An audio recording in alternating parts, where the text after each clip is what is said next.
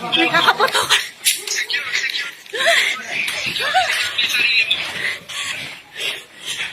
Kaya pumaputok. May pumaputok. Buksan eh. Kaya mo. Senate? May usok. May usok. Tago-tago kayo sa ano. Tago. Ito ang pangyayari na sa full sa video. Kahit mga media na sanay na sa coverage ay natataranta. Pero, ito ba'y hindi drama? Bakit? May bahagi sa videong kumakalat sa pag-uusap ng mga senadors na sinabi ni Senador Loren Legarda, nakuha ba sa video sa CCTV? At sabi naman ni Senador Jinggoy Estrada, itago niyo ang CCTV. Ano ba ang kinatatakutan? Pero kung talagang may panganib at walang drama sa loob ng Senado, bakit nung pumasok na ang Soko, si Senador Bato, nag-selfie pa? Ito. Silpi lang kami, habang silpi lang. Oh. Ikaw, sama ka. Oo. So, kasama daw umano na mag-selfie si Atty. Torion at kumalat yung selfie nila. So, yun ang investigasyon. So, ibig sabihin, walang danger. Pero, may ulat na umano'y nakatakas o pinatakas si Senador Bato. Nako, lagot. Sino ba ang masisi sa kaguluhang ito? Natural, ang bagong nakaupo sa Senate President na si Cayetano. Bakit? Galing pa kanya, sa kanyang sasakyan pala, isinakay etong si Bato para makapasok sa Senado. Ang punto, dagdag boto. Sa kudita nila kay Soto. Ngayon, nagkagulo. May nagpaputok pa sa loob mismo ng Senado. At galit na galit si Marcoleta. Anong sabi niya? Doon lamang po sa simpleng requirement natin dahil nung gabing yun, ang sabi niya, hindi lang niya dala, nasa sasakyan niya. So hindi na natin siya pinilit. Dahil Ating tatalakayin ito sa puntong ito, mga kapatid. Mag-react tayo.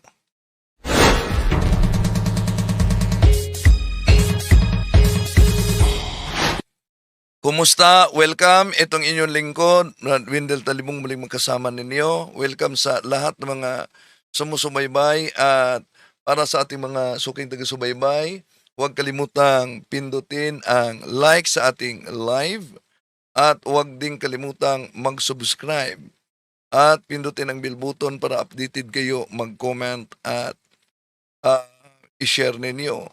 Kung saan man kayo nakabase ngayon, inanyayahan natin ang ating mga suking taga-subaybay na i-comment kung saan kayo ngayon para malaman natin kung saan napaabot ang ating video, lalo na sa mga OFWs na nasa iba't ibang bansa sa ating mundo. Welcome sa lahat at grabe ang kaguluhan talaga, no? Napakagulo. At ito ang bahagi lang sa video. Hindi ito sa loob ng Senado, ha? Sa harap ito. Noong nagkaputukan na. Kaya pumaputok. May pumaputok. Buksan eh. Kaya mo. Senate? May usok. May usok. Natataranta talaga ang mga media na nag-cover habang pagkatapos ng putukan, may mga miyembro ng Soko nagpa-selfie. Sila si Senador Bato. Silpi lang kami, habang silpi lang. Ikaw, sama Usap ka. siya na mag-selfie. So kaya, May katanungan tayo diyan, yes or no lang yan. Ang tanong natin, naniniwala ba kayo na obstruction of justice ang pagtago ng Senado kay Bato? Yes or no? At mag-react tayo sa pahayag ni Marcoleta at itong tinig ng karunungan sa banat nila na una, walang jurisdiction ang ICC daw. Bakit? 2019, kumalas na ang Pilipinas. Totoo ba? Imposible naman kung ang pahayag ni Marcoleta, hindi niya pinag-aralang mabuti, abogado siya, mambabatas pa, senador. At doon din, yun din ang pahayag ni tinig ng karunungan na isang kaanib sa Iglesia ni Cristo. Kaya, punto por punto, ating bigyan ng reaksyon itong pahayag ni tinig ng karunungan at ni Marcoleta. Doon lamang po sa simpleng requirement natin dahil nung gabing yun, ang sabi niya, hindi lang niya dala, nasa sasakyan niya. So hindi na natin siya pinilit dahil yung sasakyan niya nasa labas. Pero, Mr. President, alas 5 na po eh. Yung po bang mga requirements na yun, simpleng-simple po para matukoy lang natin kung talagang merong warrant. Sa ating katanungan, boses ng basa, naniniwala ba kayo na obstruction of justice ang pagtago ng Senado kay Bato? 91% yes. Samantalang 9% no. Nako, maraming naniniwala talaga. Obstruction of justice. Of arrest. Bakit hindi po hanggang ngayon ay Naipasa. naibibigay ng Sana. NBI na sila pala, allegedly, ang dineputize ng kung sino-sino na iserve ang warrant of arrest sa ating kasama? Baka nga naman kasi wala talagang dokumento. Baka naman kasi wala talagang pakikipag-ugnayan yung mga yan, lalo si Trililing sa PCTC. Oh, grabe talaga, no? Ginawang treleleng si Trillanes nitong kaanib sa Iglesia ni Kristong si tinig ng karunungan. So, noong una, inahanap nila yung warrant of arrest mula sa International Criminal Court. At ipinahiwatig pa ni Marcoleta at itong si tinig ng karunungan, baka wala daw dokumento. Kaya, posibleng illegal daw yung pagdakip kay Bato. Ngunit ngayong nakumpirma na may umiiral talaga na warrant of arrest mula sa International Criminal Court, bakit biglang ayaw nilang isuko? Bakit itinago nila si Bato, di ba? So kung totoong naniniwala sila sa rule of law at naniniwala sila sa due process, hindi dapat pili lang kung kailan susunod sa batas, depende kung kakampi o hindi. Hindi pwede noong wala pang kumpirmasyon, hinihingi yung warrant mula sa ICC. Pero ngayong napatunayan na meron talaga, sasabihin, huwag mo na ipatupad dahil wala daw jurisdiction ang ICC. Bakit walang jurisdiction? Kumalas na ang Pilipinas. 2019 pa, parang totoo, ano? Parang tama. Pero tatalakayin natin yan. At maliban dyan, gumagana umano ang justice system. Bakit? Dahil si dating Pangulong Rodrigo Duterte, iniimbestigahan na umano sa Senate noon, naka-live pa. Pero, alam kaya, lalo na nitong si tinig ng karunungan na ang Senate investigation in aid of legislation, hindi yun paghatol, hindi yun korte, hindi batayan, yung investigasyon ng Senado ay isang sapat na batayan para hindi kikilos mismo ang ICC. So, kung si Bato mismo noon nagsabing handa siyang samahan si Duterte doon sa HEC at harapin yung kaso para mapatunayan nilang inosente sila, ang tanong dito, bakit tila nagbago ngayon ang tindig ni Bato? Ang tamang lugar para questionin ang kaso ay ang korte o kaya sa International Criminal Court.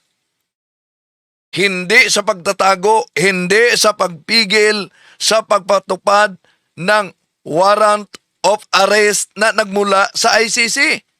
Okay. Gustong ipalitaw nitong si Tinig ng Karunungan na gumagawa pa umano ng dokumento. Baka kaya wala pang maipasa, Senator Marcoleta, baka nagkaklaro MRECTO pa ulit.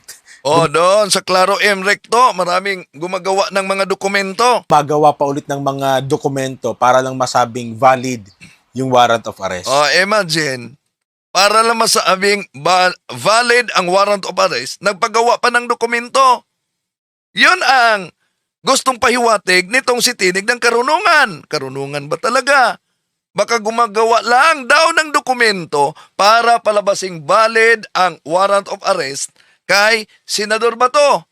Pero ngayong nakumpirma na may valid na warrant mula sa ICC, bakit ayaw nilang ipahuli itong si Senador Bato? Kung talagang ang issue noon ay kakulangan ng dokumento, dapat ngayong malinaw na ang warrant of arrest na mula sa ICC, tanggapin at sundin yung proseso ng batas. Hindi pwedeng noong una nasaan yung warrant. Pagkatapos, ngayong meron na, huwag mo na arestuhin. Lumalabas tuloy na hindi dokumento ang tunay na issue dito, kundi yung pagtanggol nila kay Senador Bato kahit may legal na prosesong umiiral, di ba? Okay, so tuloy natin sila. Bakit po? O baka nga po wala eh. Oh, di ba? Ito yung pinaka-problema. Ang dami pong kumakalat na issue. So ona, baka umano, duda si Marcoleta. Baka wala. So, dudang-duda si Marcoleta. At pinalabas na baka walang tunay na warrant of arrest mula sa ICC. So, alam natin si Senador Rodante Marcoleta, maliban na si kaanib sa INC, abogado siya. Gusto niyang palabasin na yung sabi niyang baka wala, gusto niyang palabasin dito na isa sa panganib ng National Bureau of Investigation yung sarili nila, ang kanilang integridad at ang legal na pananagutan sa pagsilbi ng warrant of arrest. Na lalo na kung totoo ang sabi ni Marcoleta, baka peke o walang basihan. So kung walang valid na dokumento, bakit kikilos ang mga law enforcement agencies? At hayaang masangkot ang kanilang mga opisina sa posibleng kaso o kaya'y abuso o illegal of arrest kung totoong wala. Ngayong nakumpirma talaga na may warrant na inilabas ang ICC. Bakit tila nag-iba naman ang argumento nila? Di ba?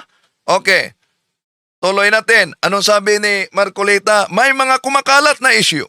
Sa labas, tinatago raw natin, meron pa pong nagsabi Si Trillanes. kung sino-sino. Ang ating boses ng masa, naniniwala ba kayo obstruction of justice ang pagtago sa Senado kay Bato? 95% yes, 5% no. Marami talaga ang naniniwala. Tuloy natin.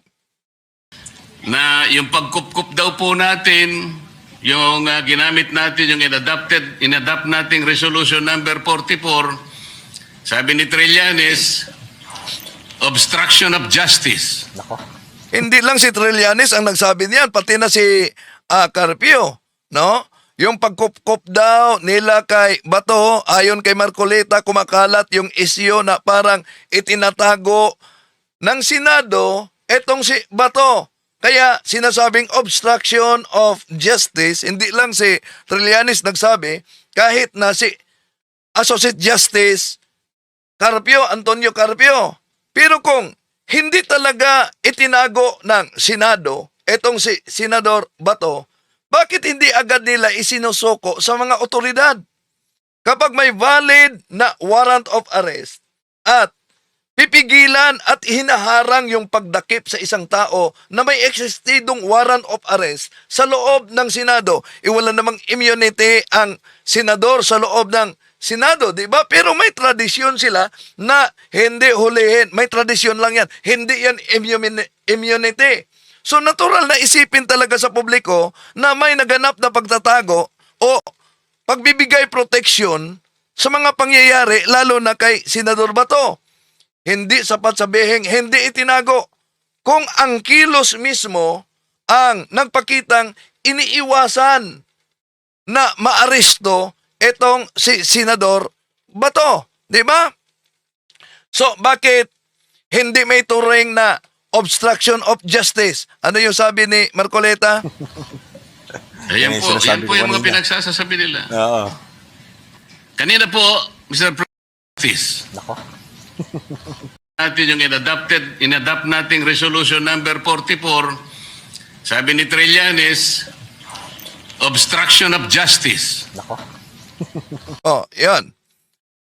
Bakit hindi maituring na obstruction of justice kung malinaw na pinipigilan o malinaw na hinaharangan nila yung paghuli mismo kay Senador Bato kahit may umiiral na warrant of arrest?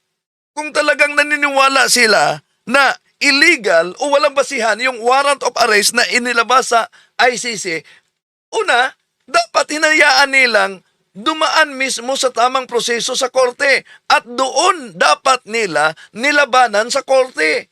Pero kung aktual na tinatago, inilihis o hinahadlangan yung pag-aresto, hindi ba iyon mismo ang definition ng pagharang sa pagpatupad ng batas? Di ba malinaw na obstruction of justice yan? Ang tanong ngayon, kung walang dapat ikinatakot, bakit kailangan pigilan yung paghuli mismo? Okay. At ituloy natin. Ayan. Kung pakinggan natin, lalo na ang komentaryo dito ni Tinig ng Karunungan, parang may punto. Parang nakabatay sa karunungan. Kaya mag-react tayo dito mga kapatid. Yan yung Po, yan sinasabi po ko yung mga kanina. pinagsasabi nila. Oo. Kanina po, Mr. President, Your Honor, binanggit po ninyo, yung warrant of arrest kasi kanya galing sa korteng hindi Domestic. hindi sa Pilipinas. domestic nanggaling. Nanggaling naman talaga raw sa ICC. Ayan. Ipagpalagay na po natin, Mr. President, na totoo nga at hindi peke yung warrant of arrest. Ayan. Kunwari, So, duda si Marcoleta na pike ang warrant of arrest. Di ba, abogado si Marcoleta? Ibig ba sabihin, yung law enforcement, nagsilbi ng pike sa isang senador, pike na warrant of arrest? Ibig sabihin, gusto niyang ipalitaw na ang law enforcement mismo, NBI o sino ang nagpatupad, inilagay ang kanilang sarili sa kapahamakan dahil illegal ang ginagawa. Ganon ba? O ngayon na-kumpirma na hindi illegal, hindi piki. O, asa na ngayon ang kasama ninyo? Tuloy natin. valid. Kunwari lang. Ang sinasabi po ng ating batas, Mr. President, isasagawa mo lang ito sang-ayon or in accordance with the extradition laws and treaties obtaining in this country. Yan. Mr. Ayan, sana bago diyan mga kapatid. Ang argumento dito ni Marcoleta, yung warrant of arrest, ito'y ipatupad lamang umano batay sa extradition treaty ng bansa. Ngunit, President, wala po tayong extradition treaty sa ICC. Ayun. For the simple reason that ICC is not a country. ayan, ang argumento. Abogado naman ito si Marcoleta, di ba? Kung yung argumento ni Senador Rodante Marcoleta ay hindi pwedeng arestuhin dahil walang extradition treaty ang Pilipinas sa International Criminal Court. Ang tanong dito, extradition ba talaga ang nangyari o yung pagpatupad ng warrant of arrest ilalim sa obligasyon na iniwan ng dating pagiging miyembro ng Pilipinas sa Rome Statute? Di ba? Hindi rin otomatikong ibig sabihin na kapag walang extradition treaty ang Pilipinas sa ICC, wala nang pwedeng legal na proseso, lalo na sa warrant of arrest. Tandaan natin, ang extradition ay karaniwang proseso ito sa pamamagitan ng dalawang estado. Samantalang, ang ICC ay international court ito. May sariling mekanismo. Merong sariling jurisdiction sa mga kasong isinasampa noong mga miyembro nito, lalo na sa Pilipinas, na miyembro ang Pilipinas sa Rome Statute nung ang kahit pa umalis sa 2019, pero ang mga pangyayari sa krimen na isinasampa noong hindi pa umalis ang ating bansa sa panahon ni dating Pangulong Rodrigo Duterte, kaya saklaw sa ICC. Kung talagang naniniwala silang illegal at walang bisa itong warrant of arrest, bakit hindi na lang nila hayaang dumaan sa pamamagitan ng hukuman sa korte? Questionin doon, di ba?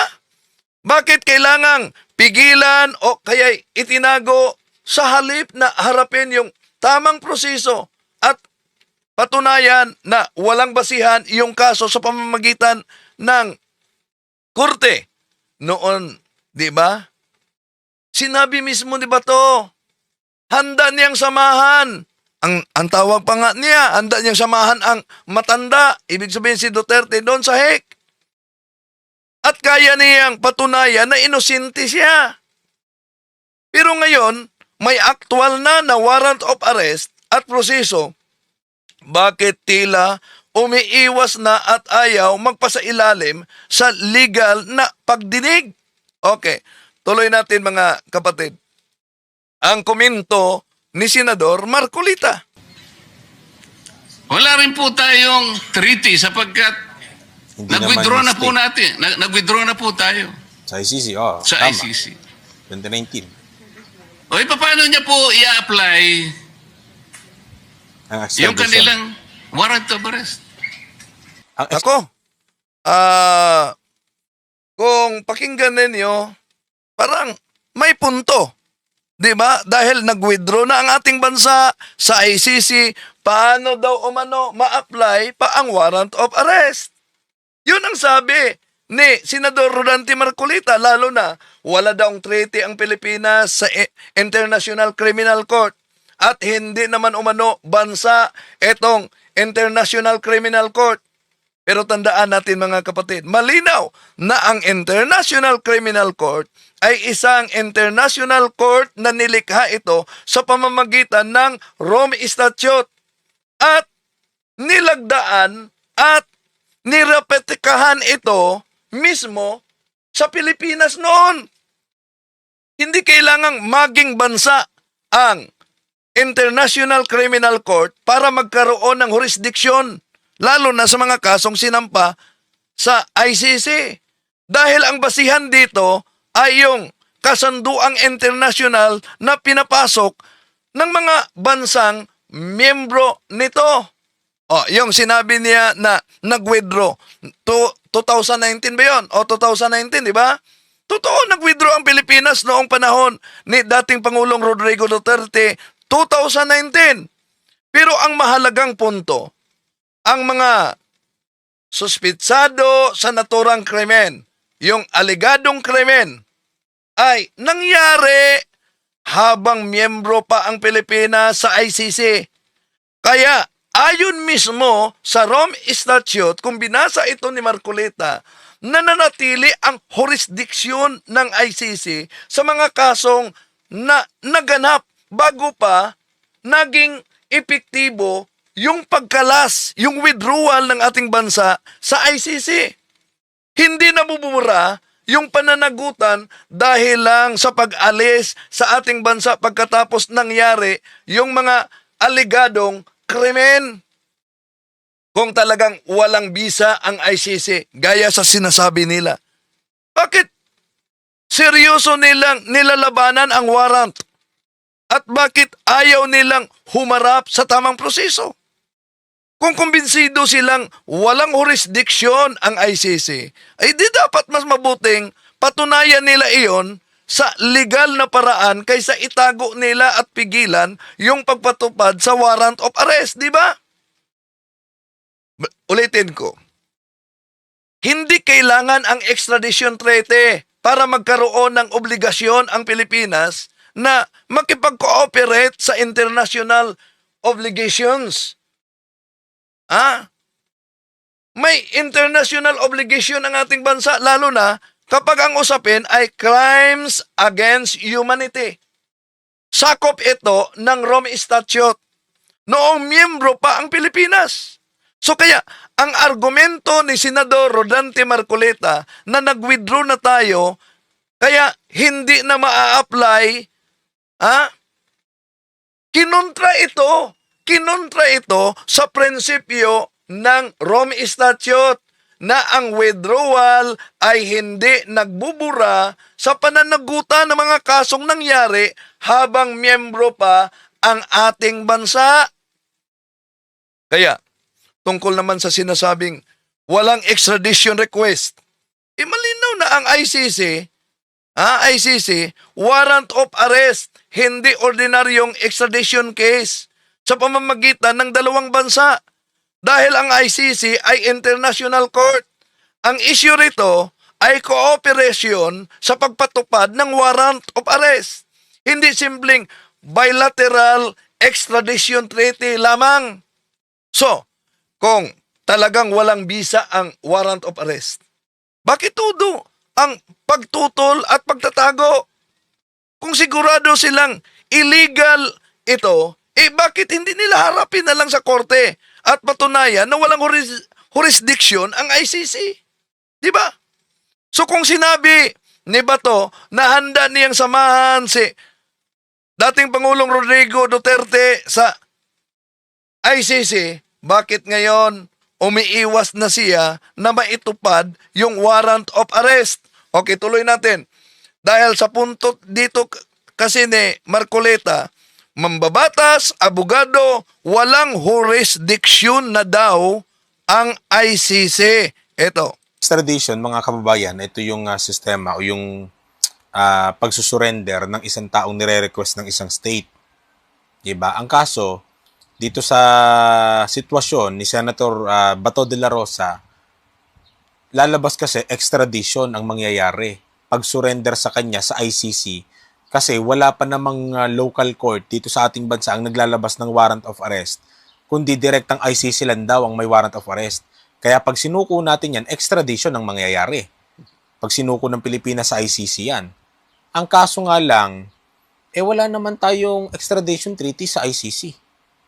At ang ICC, hindi naman yan state para magkaroon ng extradition. Yun, sinagot na natin yung punto na yan, mga kapatid, na ang ICC daw hindi estado at walang extradition treaty para magkaroon ng obligasyon ang Pilipinas na makipag-cooperate sa international obligations nito. Pero tandaan natin, crime against humanity ang pinag-uusapan dito na sakop sa Rome Statute. Noong miyembro pa ang Pilipinas, nangyari at inireklamo. Kaya yung argumento nila na nag-withdraw na tayo, kaya hindi na ma-apply, basa-basa naman pag may time sa Rome Statute. Dahil yung prinsipyo ng Rome Statute malinaw na ang withdrawal sa isang bansa hindi nabubura ang pananagutan sa mga kasong nangyari habang miyembro pa ang bansa nito sa crime against humanity. Kaya, kung ang pag-uusapan, ulitin natin, yung extradition request, walang extradition request daw, abay, malinaw naman na yung ICC, warrant of arrest at hindi yun ordinaryong extradition case. Sa pagitan ito ng dalawang bansa dahil ang ICC ay international court. Ang issue dito, ang kooperasyon na ipatupad yung warrant of arrest. Hindi yung simple lamang na bilateral extradition treaty. Okay, tuloy natin itong si tinig ng karunungan. At pangalawa, yun nga, hindi nga siya, wala na tayo sa jurisdiction ng ICC. Kumalas na tayo dyan, 2019 pa lang. O paano ngayon ang gagawin? So, dapat basa-basa naman pag may time. Wala na sa jurisdiction ang Pilipinas sa ICC dahil kumalas na. Kung totoo yan, ano ang nakasulat sa Rome Statute? Pag ang krimen nangyari bago kumalas, saklaw pa sa ICC. Oo. Kung illegal, dapat ipaglaban nila sa korte. Kung sinabi ni Senador Bato, kaya niyang patunayan na inosente siya, dapat patunayan niya sa korte. Di ba? Okay. Tuloy natin. Ano pang argumento niya? Di ba? Ang jurisdiction po ay atin na. Mr. President, Nasa Pilipinas na. Your Honor, on May 10, 2026, ang ating kasama, Senator Bato, was served a subpoena by the CIDG for the alleged crime of EJK. EJK. Ano Okay, sandali muna. May nabasa ako. Sabi dito ni Leonelo Merfelo Mikolov, sabi niya, alam mo ba nga, sinasabi mo, Mr. Talibong, kaya nga, tinatalakay natin. Sabi pa niya, Mr. Talibong, abogado ka ba? Ano ba sa tingin mo? Maniniwala kami? Wala akong problema kung hindi kayo maniniwala. Bakit? Ito bang kasama sa Iglesia ni Manalo na si Tinig ng Karunungan? Abogado ba ito? Pero, sa pagtalakay nito, abay, nako, ang layo sa katotohanan, kaya nag-react tayo. Di ba? Kung mali ako, research naman pag may time. Dahil ba kumalas ang ating bansa 2019 sa ICC? Yung mga pangyayari na naisampa sa ICC bago kumalas, hindi na ba saklaw yan? Wala na bang jurisdiction ang ICC batay sa Rome Statute? O kung mali ako, sige nga, research, pag may time. Pag may time ha, baka wala kang time ngayon. Wala kong problema kung hindi ka maniniwala. Wala kong problema kung mas paniwalaan mo itong mga kasama ninyo. Kung ibig sabihin nun, Mr. President,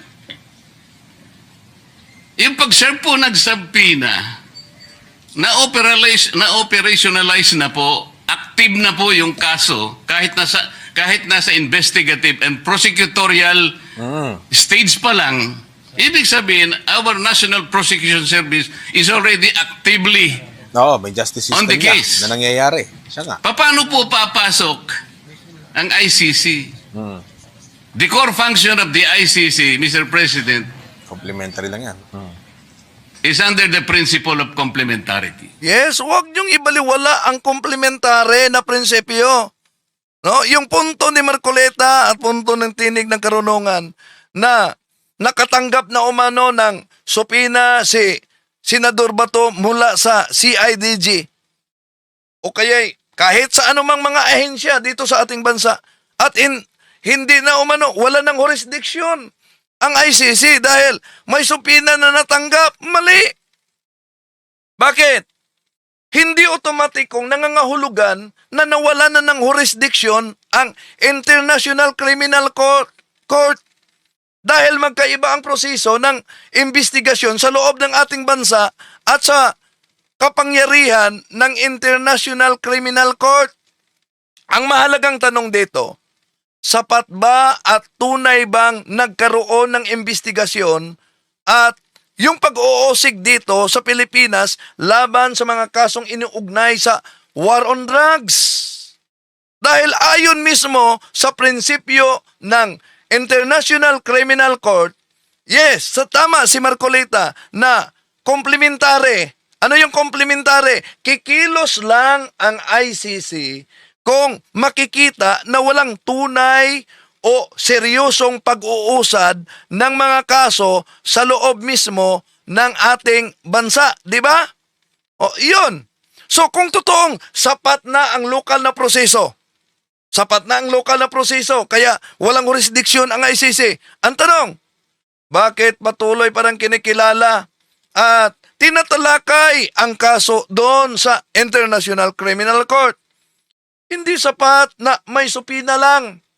kailangan na may malinaw na ebidensya na may independente at seryosong pag-uusig laban sa mga inaakusahan, sa mga suspitsado. Hindi rin nabubura ang pagiging proseso, lalo na ang jurisdiksyon ng ICC dahil lamang sa pag-withdraw sa Pilipinas noong 2019. Ang mga aligasyong nangyari habang miyembro pa ang Pilipinas sa Rome Statute ay maaari itong saklawin ng International Criminal Court ayon mismo sa kanilang posisyon at sa mga naging ebidensya na inuugnay nito. Okay, ano pang punto nila? Dahil kung ano yun? Complementary daw umano, wala nang jurisdiction. Isa nga. Ibig sabihin, kung meron pong local court na gumagawa na po ng kanilang tungkulin, Hindi na kailangan ng ICC. wala na pong Tama. pakialam ang ICC. Kaya nga dyan tayo nagtataka eh. Bakit si Pangulong Rodrigo Duterte ay sinurrender pa sa ICC samantalang iniimbestigahan na siya dito sa Pilipinas? Sapagkat sa batas natin, mga kababayan, kapag ka ang isang international court ay nirequest ang isang tao para litisin doon sa international court, may karapatan ang isang bansang tanggihan yung request na yon. O yan. So, para sa nagkomento na abogado ka ba? Eto ba kasama ninyo? Abogado ba ito? Pero, yung punto niya, kaugnay, lalo na si Marcolita, abogado si Marcolita, pero imposible naman na hindi niya alam ang prinsipyo ng komplementary. Abogado siya, mambabatas ba? Komplementary ng ICC. Di ba? Alam ni Marcolita dahil mambabatas siya, abogado siya. Excuse dito, tinig ng karunungan. Pero ang prinsipyo ng komplementary ng ICC ay hindi ito nangangahulugang sapat na pag may simpleng supina o investigasyon lang ang Pilipinas para mawala ng jurisdiksyon ang International Criminal Court. Ang tunay na tanong, may seryoso bang investigasyon at meron bang pananagutan laban sa mga itinuturong suspitsado? So, kung totoong gumagana ng buo ang justice system sa ating bansa, bakit hanggang supina lamang? Bakit hanggang supina lamang at walang malinaw na pag-uusad sa kaso sa mga suspitsado sa extrajudicial killings? Hindi rin automatikong napipigilan ang lokal na proseso ang ICC kung makikita nitong kulang, makikita nitong mabagal o hindi genuine yung investigasyon. Tandaan natin, sa ilalim ng Rome Statute, pwedeng pumasok ang ICC kapag ang isang bansa ay unwilling, unable na magsagawa ng tunay na pag-uusig sa mga akusado. Kaya kahit may supina mula mismo sa CIDG o sa iba bang ahensya, hindi yun otomatikong prueba na walang papel ang ICC. Imposibleng hindi alam ni Marcolita yan, mambabata siya, abogado siya. Ang mahalaga ay kung may independent, may credible ba, may seryosong prosecution na talagang umaabot sa mga pangunahing inaakusahan sa naturang krimen. At kung talagang kumpiyansa silang gumagana ang hustisya sa Pilipinas at inosente itong si Senador Bato, bakit tutol silang lalo na sa masusing investigasyon sa pagharap nito sa tamang proseso sa ICC? Ang due process ay hindi dapat katatakutan, bahagi ito sa due process kung walang pananagutan na itinatago, di ba? Okay, tuloy natin mga kapatid. Ano daw? Lalo na kung mayroon ng ginagawang paglilitis sa isang taong iyon na inaakusahan dito sa ating bansa. Sa sitwasyon ni Pangulong Rodrigo Duterte noon, iniimbestigahan na siya. Naka-live pa nga sa Kamara de Representante noon nung tinatanong siya. Ibig sabihin, gumagana na ang justice system dito sa Pilipinas. Sandali muna. Yun pala. Ha? Yun pala ang argumento niya. Gumagana na. Bakit? Ay, inimbestigahan na sa Senado. Excuse me. Ang Senado hindi korte. Ang investigasyon sa Senado ay para maglikha ng batas, hindi magdesisyon sinong may sala. Ha? Ano ba yan? O, totoo naka-live. Pero hindi yan korte, hindi yan hukuman. O, ano ang layunin sa investigasyon ng Senado? Para maglikha ng batas. Okay, tuloy natin.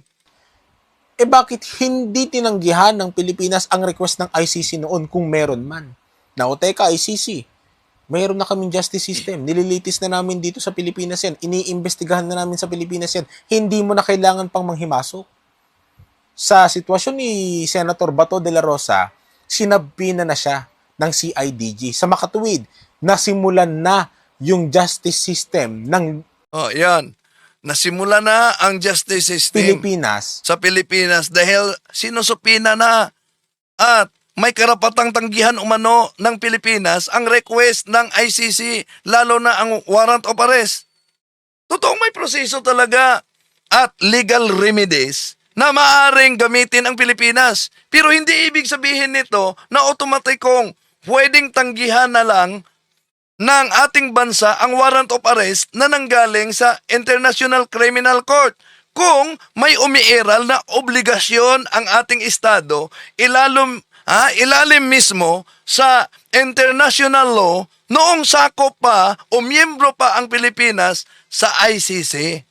So, ang mahalagang punto dito, ang mga aligasyon laban kay Bato ay kaugnay sa mga pangyayaring nangyari noong miyembro pa ang ating bansa, ang Pilipinas, sa Rome Statute. Kahit nag-withdraw na ang ating bansa noong taong 2019, malinaw sa ICC na nanatili ang jurisdiction nito. Nanatili ang jurisdiction nito sa mga kasong nangyari habang miyembro pa tayo sa ICC. Kaya hindi nawala agad ang bisa ng proseso dahil lang sa pag-withdraw. Di ba? Oh, kung yun ang batayan nila, malinaw na yung si Kaufman, ginagamit niya niyang argumento para mapawalang sala si dating Pangulong Rodrigo Duterte. Ang problema lang, si Kaufman mismo ang nag-withdraw. Di ba? Nag-withdraw si Kaufman bilang leading lawyer sa defense. At hindi rin sapat sabihin na may karapatang tumanggi ang ating bansa kung walang legal na basihan ang pagtanggi nito sa international law. Ang isang estado ay kailangang magpakita na may tunay at may aktibong investigasyon sa loob ng ating bansa at kayang usigin ng independent at seryoso ang kaso at hindi ginagamit ang lokal na proseso para takasan yung pananagutan. Ito ang tinatawag na principle of complementary ng International Criminal Court. So kapag nakita ng ICC na kulang o kaya hindi genuine ang local proceedings, maaari itong kumilos tala. Yun ang nangyari. Kumilos talaga. Oh. So, anong punto niya? Si Senador Bato daw, Rodrigo Duterte noon, iniimbestigahan na siya. Naka-live pa nga sa Kamara de Representante noon nung tinatanong siya. Ibig sabihin, gumagana na ang justice system dito sa Pilipinas. oh, sandali muna, dito muna. Oh. Totoo. Iniimbestigahan sa Senado si dating Pangulong Rodrigo Duterte. Totoo. Naka-live yun sa television, daming mga nag-abang, daming nanood. Pero bakit walang naisampang kaso laban kay Duterte kaugnay sa libu-libong namatay sa drug on war dito sa ating bansa? Tandaan natin, kahit inimbestigahan siya sa Senado, ang Senate hearing, hindi yan korte at hindi ito kapalit ng tunay na criminal investigation at prosecution. Bakit? Ang trabaho ng Senado ay mag-imbestiga para gumawa ng batas. Hindi ito nag-imbestiga para humatol kung may krimen ba na nangyari, lalo na sa crimes against humanity.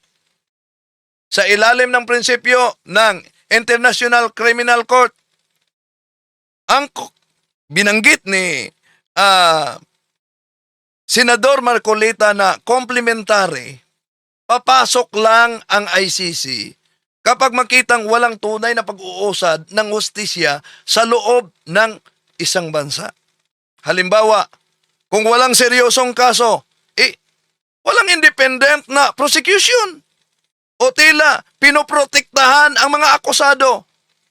At tingnan niyo, kahit nga sa pag-serve ng warrant of arrest, protektado na si Bato sa Senado. Kaya hindi sapat na sabihin na imbestigahan na ng Senado kung wala namang malinaw na pananagutan sa korte. Maraming mga pangdinig na nangyari sa Senado na nakafocus lamang sa political at testimonya. Pero iba ang kailangan ng criminal accountability, ebidensya, kaso, paglilitis, pananagutan sa hukuman. Kahit may Senate hearings noon, maaari pa rin sabihin ng ICC na hindi naging sapat ang domestic justice system para tugunan yung aligasyon, lalo na sa mabigat na kaso na crimes against humanity. Di ba? Okay. So, tuloy natin. Bakit hindi tinanggihan ng Pilipinas ang request ng ICC noon kung meron man? Teka, ICC, mayroon na kaming justice system. Nililitis na namin dito sa Pilipinas yan. Iniimbestigahan na namin sa Pilipinas yan. Hindi mo na kailangan pang manghimasok. Sa sitwasyon ni Senator Bato de la Rosa, sinabina na siya ng CIDG. Sa makatuwid, nasimulan na yung justice system ng Pilipinas dyan kay Senator Bato de la Rosa, kaya may karapatan na tayo at may kakayang tumanggi sa ICC. Teka lang, hindi nyo... Yan. Bakit hindi tinanggihan ng Pilipinas ang ICC? Kung totoong sapat na ang Senate investigation noon para sabihin, gumagana ang hustisya sa Pilipinas. Bakit hindi ito ginawang legal na batayan para tanggihan ang ICC sa pag-serve ng warrant of arrest? Ulitin natin, ang Senate hearing ay investigasyon lamang para magawa ng batas at pagkalap ng impormasyon. Hindi ito criminal prosecution sa korte. Ang prinsipyo ng ICC, totoo, yung sinabi ni Senador Marcolita, complementary. Pero huwag niyong ibaliwala yung complementary. Hindi sapat ang simpleng pandinig o pag-imbestiga. Kailangan sa complementary, ang tunay at seryosong kaso, may independenteng investigasyon at may aktual na pag-uusad ng prosecution laban sa mga pinaghihinalaan sa crimes against humanity. So kung walang malinaw na pag-uusap, lalo na ng criminal accountability sa loob mismo ng bansa, maaring kumikilos dito ang ICC. Kaya kahit nagkaroon ng Senate hearings noon, kahit naka-live pa ito sa TV, hindi otomatikong katumbas na ito sa isang tunay na criminal proceedings sa korte na sapat na para harangin yung jurisdiction ng International Criminal Court. Ang Senado ay hindi korte at walang kapangyarihang maghatol sa criminal liability. Di ba? Okay. Ano daw? Nakasupina na si Bato. Balik natin. pang manghimasok. Sa sitwasyon ni Senator Bato de la Rosa, sinabina na siya ng CIDG. Sa makatuwid, nasimulan na yung justice system ng Pilipinas dyan kay Senator Bato de la Rosa, Kaya may karapatan na tayo at may kakayahang tumanggi sa ICC na teka lang, O hindi yan ang argumento. Nasupina na si Senador Bato, CIDG pa. Kaya may karapatan ang ating bansa tanggihan ang International Criminal Court. Ang simpleng pag-issue ng supina ng Criminal Investigation and Detection Group, CIDG, hindi ito otomatikong nangangahulugan na wala ng kapangyarihan ang ICC. Sa ilalim mismo ng prinsipyo ng komplementare, kailangan mapatunayan na ang investigasyon ng Pilipinas ay tunay, seryoso, independent at tumatalakay talaga sa parihong krimen, sa parihong mga pananagutan na iniimbestigahan ng ICC. Kaya hindi sapat yung supina, dahil may supina sa CIDG, yung supina nila ang magiging batayan na gumagana na ang buong hostesya para harangin ang ICC. Ang ICC ay may jurisdiction pa rin sa mga alegadong krimen na nangyari habang miyembro pa ang Pilipinas sa Rome Statute bago pa ito nag-withdraw noong taong 2019.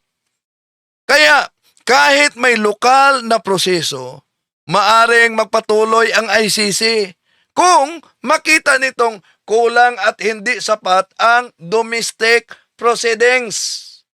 Pero ano ang punto? Dahil hindi napigilan, nyo na dapat pang pakialaman ang bagay na ito sa amin na ito. Kaso mahina nga ang mga nanunungkulan sa taas. Kaya hindi matanggihan. Hindi naman siguro sa mahina, maaring political demolition lang ang dahilan. Yun ay kanyang opinion lamang, no? Na mahina daw ang liderato sa taas. Hindi tamang sabihin mahina ang nanunungkulan sa taas. Kaya hindi napigilan ang ICC. Bakit? Ang pagpatupad sa warrant of arrest, lalo na kay dating Pangulong Rodrigo Duterte na makapangyarihan at maraming kaaliado, ay may ituring itong usapin ng political will at pagsunod sa obligasyon ng Estado ilalim ng batas sa Rome Statute. So, kung totoong walang bisa ang ICC o illegal ang proseso, pwedeng tumanggi ang gobyerno at harangin ang proseso nito. Di ba? Ngunit ang nangyari ay ang kabaliktaran. Nakipagtulungan ang mga ahensya ng gobyerno. Ipinakita lamang nito na may desisyon ang administrasyon na pairalin ang proseso kaysa protektahan ang isang dating makapangyarihang opisyal sa ating bansa. Yung sinabing, ano yun? Sandi? Di naharang dahil meron siyang sinabi. Balik natin. Yang tumanggi sa ICC na teka lang, hindi nyo na dapat pang pakialaman ang bagay na ito sa amin na ito. Kaso mahina nga ang mga nanunungkulan sa taas. Kaya hindi matanggihan. Hindi naman siguro sa mahina, maaring political demolition lang ang dahilan. Yun Ang nangyari po, aktibo na pong pinupurso ang kaso, allegedly, EJK sa ating kasama. So, bago dyan, yung demolition daw, political demolition, walang batayan yon, heresy lang yon. Bakit? Na sinasabing heresy ang political demolition. Kung political demolition, kaya hindi napigilan ang pagpatupad sa warrant of arrest ng ICC. Kung ang dahilan ay political demolition, bakit dumaan ito sa tamang proseso ng batas? Bakit nakipag-ugnayan sa international authorities? Tandaan natin ang ICC. Hindi basta ito kumilos dahil lang sa politika. Kailangan nito ang investigasyon, ebidensya at yung pag-aproba ng mga hukom bago maglabas ng warrant of arrest.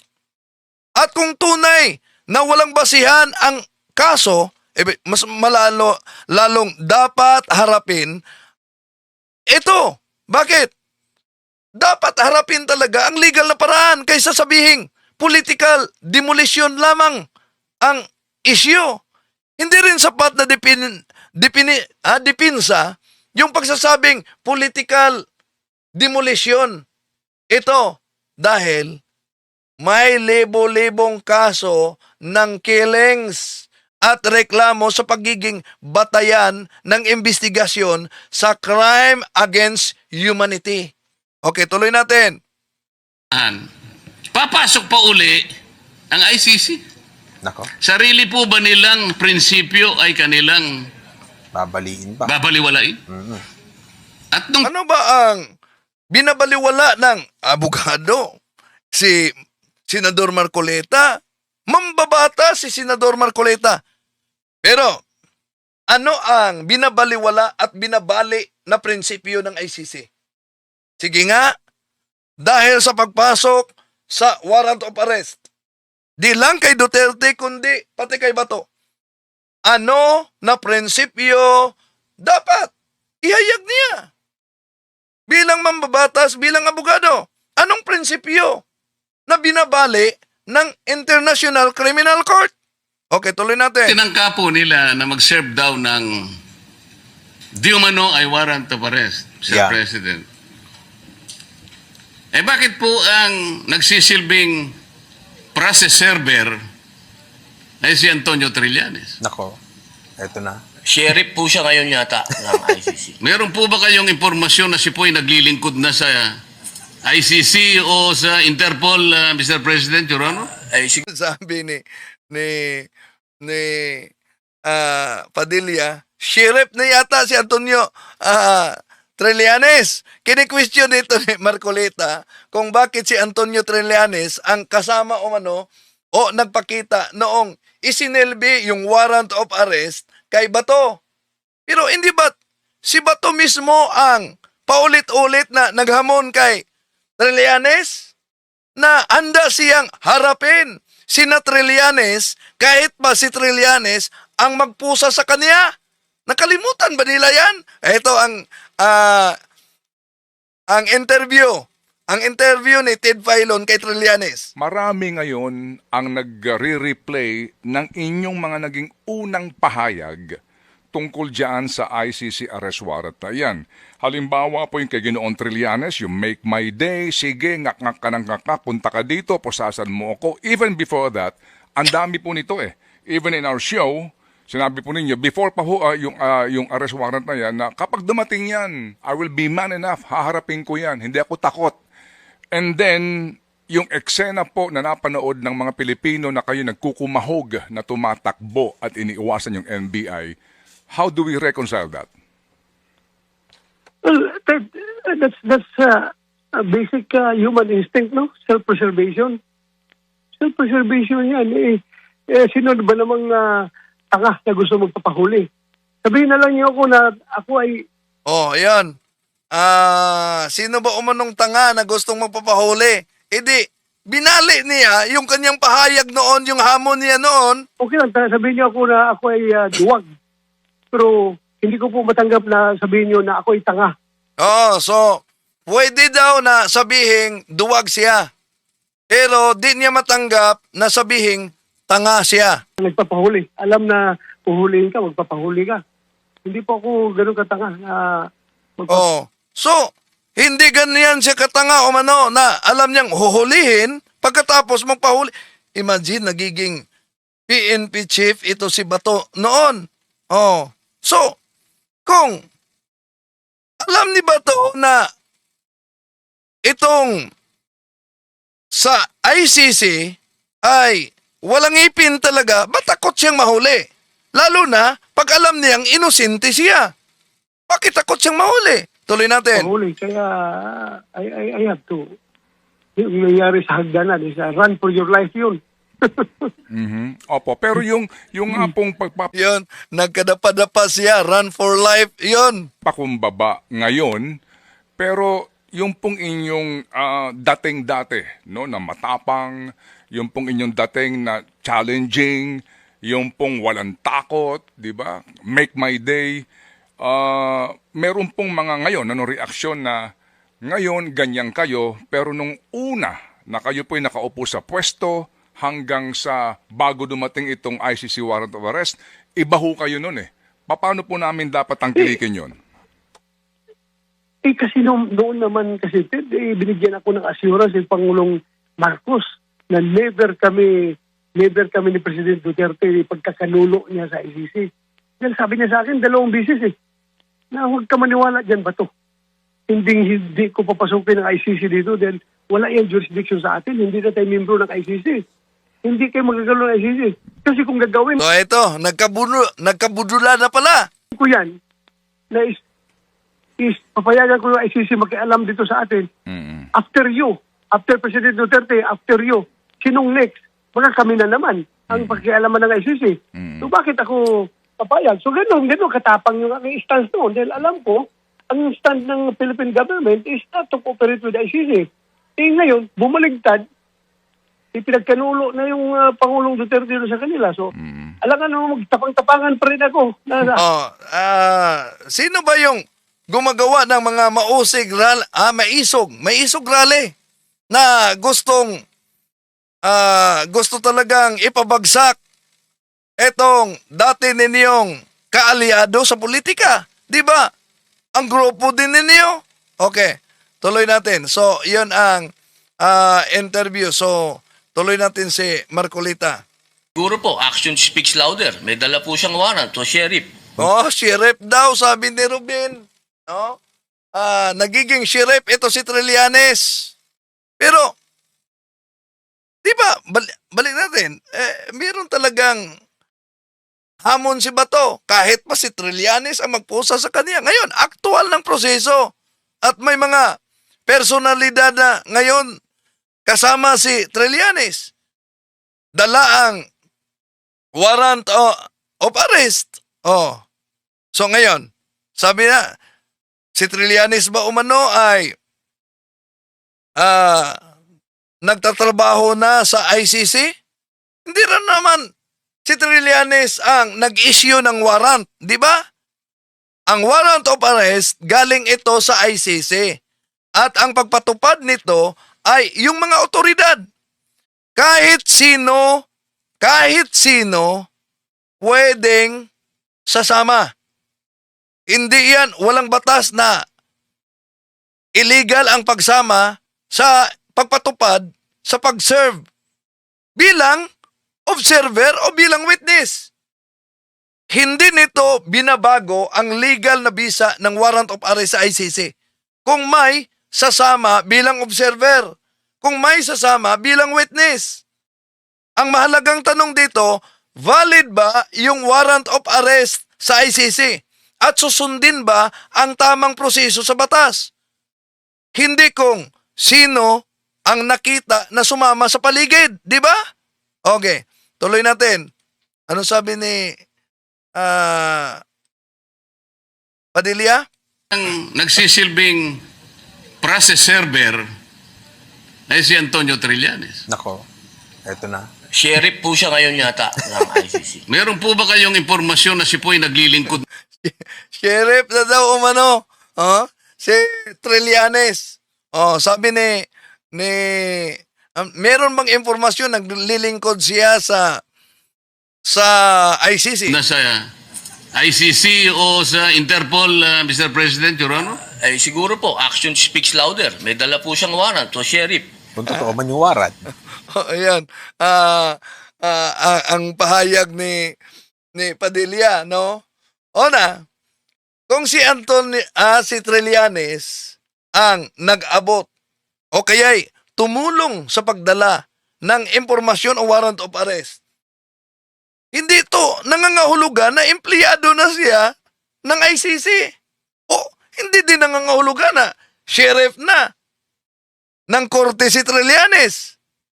Dahil karaniwang na mga kaso, lalo na sa mataas ang interest ng publiko, may mga private na individuals o kaya'y complainants o mga witnesses na magbibigay ng impormasyon o tumutulong sa proseso. Pero ang legal na pagpapatupad sa warrant ay ang otorisadong law enforcement agencies. Diba? Hindi yung nagreklamo. Pero ang tanong dito, kung duda sila sa legalidad ng warrant, bakit noong nakumpirma na may valid na warrant of arrest ay biglang naging issue kung sino ang kasama sa process server? Hindi mababago ang presensya ni hindi talaga nababago sa pamamagitan ng presensya ni Trillanes ang validity ng warrant of arrest ng ICC. Kahit sumama si Trillanes, hindi naman ipinagbabawal sa batas na bawal ang pagsama, lalo na kung hindi ka taga-ICC. At kung si Senador Robin Padilla nagsabing sheriff daw yata ito si Trillanes, mas mukhang political ang banat niya. Di ba? Kaysa legal argument. Dahil sa batas, hindi personalidad ang basihan ng validity ng warrant, kundi kung ito ba ay galing sa lehitimo talagang proseso at kinikilala ba ito ng mga otoridad. Kaya ang pagsabing, sheriff, umano si Trillanes, maling argumento yan ni Padilla. Sheriff na si Trillanes. Dahil hindi naman kailangan maging sheriff para mag-abot o magdala ng impormasyon tungkol sa isang warrant of arrest sa ICC. Ang mahalaga, kung sino ang may legal otoridad, sino ang magpatupad nito. So si Trillanes, hindi opisyal ng ICC. Alam natin yan. At hindi rin siya sheriff ng korte. Kahit ba sabihin na may dala siyang kopya o may alam siya tungkol sa warrant of arrest galing sa ICC, hindi ibig sabihin noon na siya ay nagpatupad na ng warrant of arrest. Ang pagpatupad ng warrant of arrest ay ginagawa lamang ito ng mga otoridad ng otorisadong law enforcement agencies o state authorities, hindi sa isang pribadong individual na dating senador. So parang simpleng ganitong halimbawa, kapag may abogado o kaya'y complainant na may hawak na warrant of arrest, hawak nila ang warrant of arrest, ibig ba sabihin, naging sheriff na agad yung may hawak? Ang tunay na tanong dito, totoo ba ang warrant? May otoridad ba na magpatupad ang mga operatiba? Sumusunod ba sila sa legal na proseso? Iyon. Pero totoo kaya nakaiskapo na? Totoo kaya pinaiskapo? Maraming salamat ni Mr. Dincio 19. Nakaiskapo? Si Senador ba to?